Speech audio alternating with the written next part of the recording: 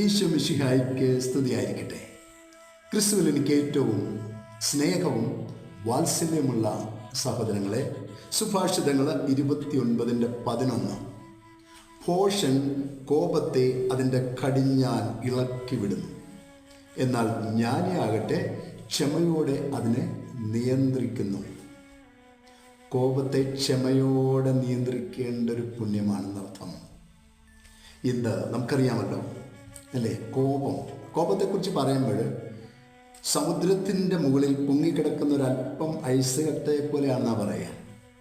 ഒരല്പമേ നമുക്ക് കാണാനാവും, പക്ഷെ അതിൻ്റെ ഭൂരിഭാഗവും സിംഹഭാഗവും കിടക്കുന്നത് കടലിൻ്റെ അടിയിലാണ്.